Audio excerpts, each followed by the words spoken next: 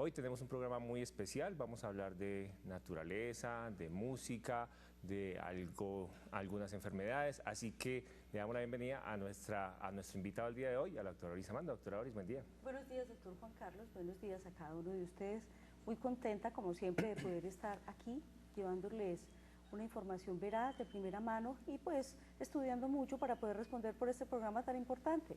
Doctor Juan Carlos, hoy tenemos un invitado de lujo, el maestro Gorka Sierra, un español que se vino a estas montañas aquí a enamorarse de nuestro paisaje y a dirigir nuestra orquesta sinfónica. O sea que, maestro Gorka, es para nosotros un orgullo tenerlo aquí, qué rico que usted esté aquí con nosotros. Muy bien, muchas gracias a ustedes por invitarme, es un placer. Gracias.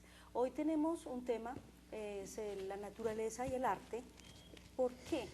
Por muchos factores. Primero porque el hombre, el ser humano, en su apreciación de los fenómenos de la naturaleza, ha realizado grandes obras sinfónicas, grandes obras de arte, no solamente en la pintura, en la escritura, sino también en la música.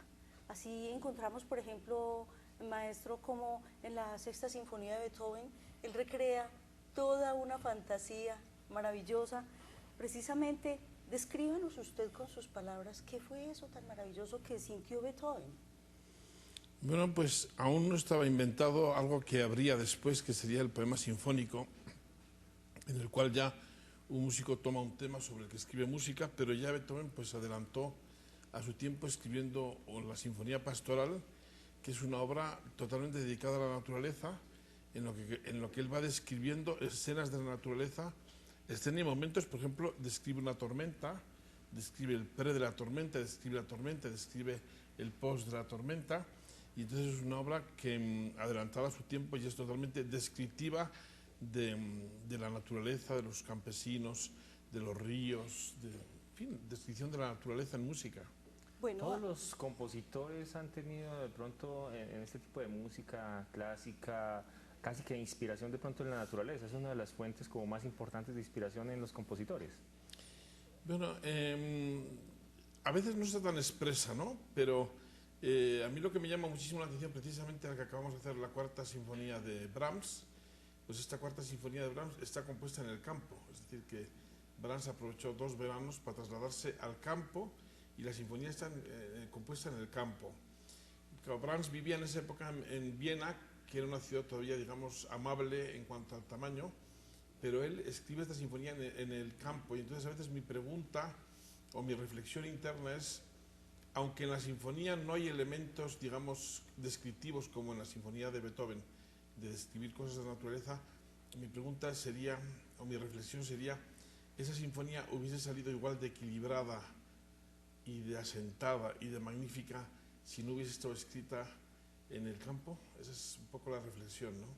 aquí también otro ejemplo es Moldavia, toda esa capacidad descriptiva del Moldavia, cómo transcurre desde su origen ese río y cómo va recorriendo, y todos los accidentes geográficos que describe, la capacidad que tiene el compositor para describirlo. ¿Cómo es esa sensación? Porque nosotros siempre tenemos la observación de allá estamos observando al maestro Gorka Sierra dirigiendo esa obra, a un grupo de músicos que están interpretando la obra, pero ¿qué fue lo que sintió? ¿Cómo lo interpretó?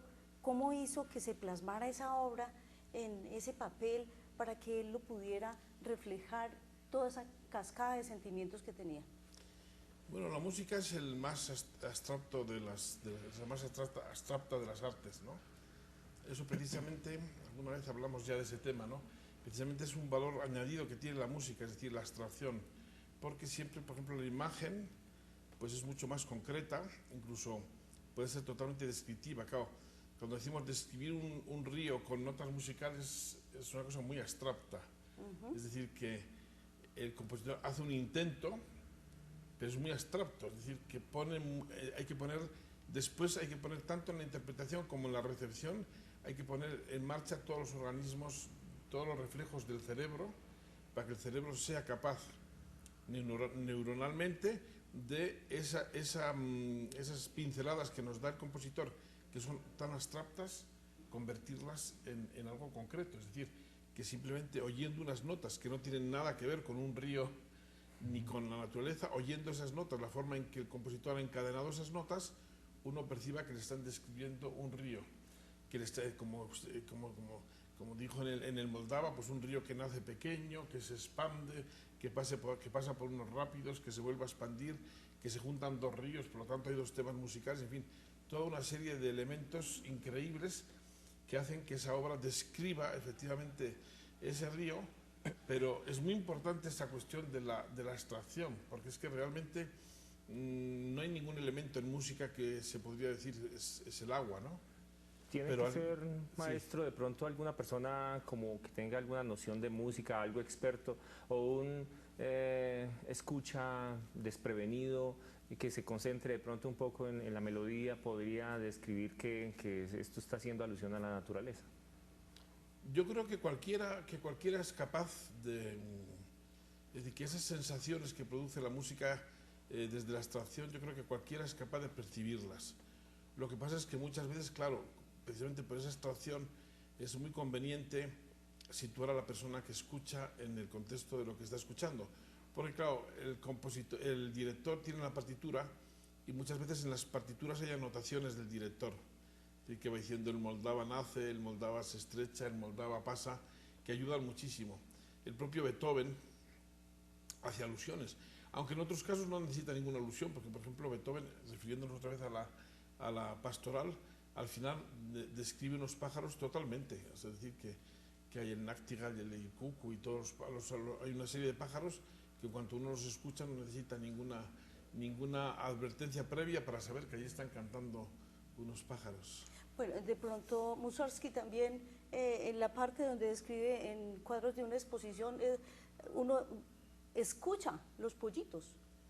Sí, En el cuadro que va describiendo, pero bueno, grandes fenómenos históricos también han impactado en la sensibilidad de los artistas, de los músicos, y allí encontramos, por ejemplo, como Chopin, en esa época tan convulsionada de la guerra, de toda esa confusión en Europa, cómo logra escribir polonesas de un valor. La quinta es totalmente descriptiva de una pasión que él tenía por su país, que estaba sufriendo, por esa forma tan convulsionada como él estaba percibiendo el ambiente y la necesidad, la urgencia que tenía de ayudar desde afuera, ¿sí?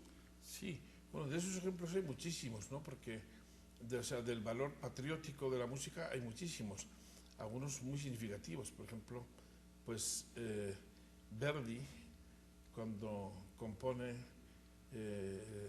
ese magnífico coro, que es un coro, en realidad la ópera en la que escribe son unos esclavos hebreos, que no tiene nada que ver con la Italia en la que él vive, pero cuando escribe este coro magnífico de los esclavos hebreos de Nabucco, resulta que eso se convierte, todo el mundo entiende que en esa música Verdi está lanzando un mensaje de libertad para en ese momento que Italia estaba oprimida por Austria, y entonces lanza un mensaje y ese coro de esclavos hebreos, que en principio podría ser una cosa tan alejada de la situación, se acaba convirtiendo en un himno que se canta por la calle. Entonces quiere decir que esas cuestiones han sido toda la vida se ha usado muy descriptivamente, la música siempre ha tenido ese papel descriptivo, y luego volvemos un poquito a lo mismo, es decir, la propia abstracción de la música hace que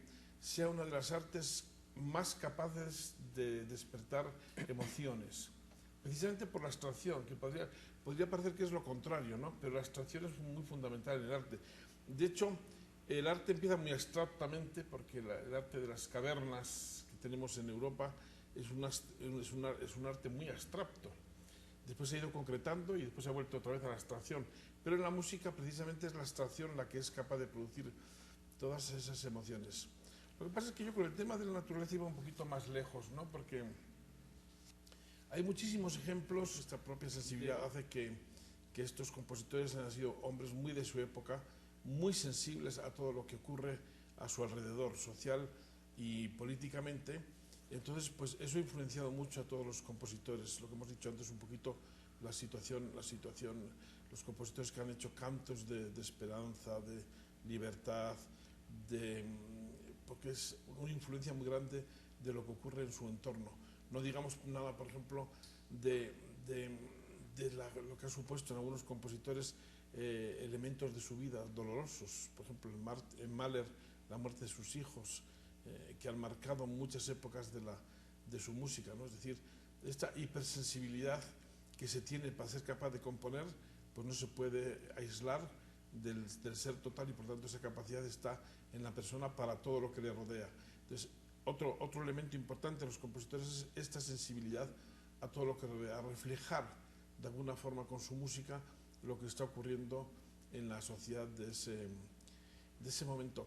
El otro día hablé con mi primo en Barcelona, que es neurocirujano, y me estaba comentando que estaban haciendo una experiencia muy interesante en una clínica de Barcelona que se llama la Tecnon, sobre el tipo de música que utilizar en los quirófanos. Incluso qué tipo de música utilizar, no solo en función del quirófano, sino en función del tipo de intervención quirúrgica que se realiza en ese quirófano. Y esto no solo, porque antes se pensaba que eso era una cosa del doctor, es decir, que el doctor que operaba se sentía mejor si estaba operando con una determinada música, pero en este estudio se primo que la cuestión no solamente es del doctor que opera, es también del paciente, que aunque esté bajo los efectos de una anestesia, percibe de alguna manera la música, ¿no? ¿Ustedes ya están haciendo estudios a este respecto? Sí, estamos haciendo estudios a este respecto sobre qué tipo de música era la que podía ser más conveniente en según qué tipos de cirugías. Y me parece interesantísimo, me parece unos avances, sí. Me parece unos avances porque es poner en valor lo que ha dicho la doctora de los fenómenos de la musicoterapia, ¿no? Realmente del poder que puede tener, vamos a decirlo así con la palabra, el poder de sanación que puede tener en determinados momentos la música, ¿no? Es que yo puedo buscar muchos efectos y puedo utilizarlos, o sea, con carácter utilitarista propio, ¿sí? Si yo coloco en mi fábrica una cantidad de colores naranja, o zapote, y fuera de eso les coloco el sable a mis trabajadores, a mis operarios, pues los voy a poner a trabajar a un ritmo violento, ¿cierto? Pero con un gran estrés. Eso generará un envejecimiento demasiado rápido de esa población que yo tengo cautiva ahí, pero sin embargo los hará producir demasiado rápido, ¿sí? Pero si yo les coloco otro tipo de música que sea apta verdaderamente, yo no solamente puedo obtener mejores resultados, sino que puedo hacer que ese grupo de trabajadores pueda trabajar en una forma más holgada, más descansados, más tranquilos, y van a salir menos fatigados. Es más, podrán inclusive tener más deseos de regresar rápido a sus labores, ¿sí? O sea, es el ambiente de cómo hago yo para que una sensación me produzca bienestar y me atrape lo que yo necesito, ¿sí? Yo puedo traer hacia mí cosas muy satisfactorias que van a generar a la vez un bienestar común. Por eso tan importante, doctor, que en los espacios laborales se maneje un adecuado volumen en las melodías que se van a colocar. Hay muchos lugares donde ya se establece que debe haber música durante el periodo de trabajo, pero hay que analizar muy bien qué tipo de música se lleve allí, a qué volumen se lleve, y que la música esté de acuerdo para todos los ambientes. Eso va a hacer que nuestro ambiente sea verdaderamente calmado y verdaderamente sano. Usted me comentaba, doctor, que estas personas, compositores, que fueron muy longevos, en su gran, de pronto, mayoría. Seguramente también ese impacto de la música que componían y su ambiente en el que componían también les favorecía esto. Sí, realmente hay casos, claro, hay casos muy significativos como en todo, ¿no? Sí. De muertes muy prematuras. Quizás la más significativa de todas será la de Mozart, ¿no? Que no sabemos lo que hubiese llegado a hacer si hubiese vivido un poquito más. Pero en general, estadísticamente, la vida de los compositores y de los grandes músicos ha sido una vida longeva. Y yo creo que tiene una influencia real en esa longevidad, tiene una influencia real el hecho de estar todo el rato con una materia tan delicada y tan sensible como la música, los momentos que han necesitado de reflexión, de tranquilidad, de profundidad interior para hacer su música, todo eso creo que de una forma muy, muy visible ha ayudado a su longevidad. Porque, siguiendo un poco lo que decía la doctora, todas esas cosas positivas que tiene la música, como los seres humanos somos así, en un momento dado lo podemos transformar en algo totalmente negativo. Es decir, que lo que decía la doctora antes, que esos muchachos que van con los audífonos, con una música absolutamente marcada, violenta, fuerte, acaban con problemas evidentes de sordera. Eso es un problema terrible que hay y además que irá más. Pero es que además ya no solo es el problema directo de la sordera, de lo que afecta al oído, sino que todo eso que hemos dicho antes, de que la música puede tener todos esos efectos positivos sobre la naturaleza, sobre la salud, los puede tener también negativos.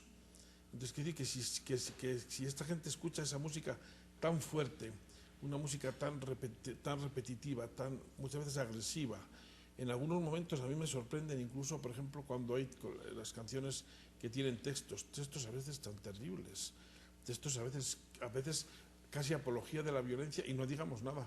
Si yo fuese señora me sentiría terrible con algunos textos. Y la violencia. Sí. Con algunos textos que son totalmente misóginos, terribles, ¿no? Entonces, quiere decir que también debíamos de tener cuidado con fomentar el tipo de música que hay que escucharla y en qué volumen hay que escucharla, ¿no? Porque todo eso que hemos dicho de efectos positivos, en algún momento determinado también se pueden convertir en efectos negativos. Exactamente. Bueno, doctor Juan Carlos, este programa que se ha hecho tan corto y escuchar al maestro Gorka Sierra, ay, yo podría quedarme aquí toda la mañana escuchándolo, una maravilla, maestro Gorka. Para nosotros es importantísimo poderlo tener en esta ciudad y poder escuchar nuestra orquesta sinfónica. Es verdaderamente, yo me siento orgullosa, me siento feliz cuando estoy allí y hago cuerpo con todo el conjunto. Los invito entonces para que hagamos cuerpo también con Enaos. Enaos es un producto que acaba de nacer, es un antioxidante con las mejores propiedades, no tiene azúcares, no tiene conservantes, no tiene sustancias aditivas y lo podemos consumir, inclusive las personas que son diabéticas también lo pueden consumir. Él se toma una cucharadita postrera 3 veces al día y va a tener efectos verdaderamente satisfactorios con su cuerpo, con su equilibrio, con su bienestar. Les recuerdo que soy Doris Amanda Henao Serna, su médica cirujana colposcopista, mi celular 310-3900-856. Enaos, una solución para su salud al alcance de todos, en Condrogas y en la tienda biológica alemana hasta el momento en Manizales.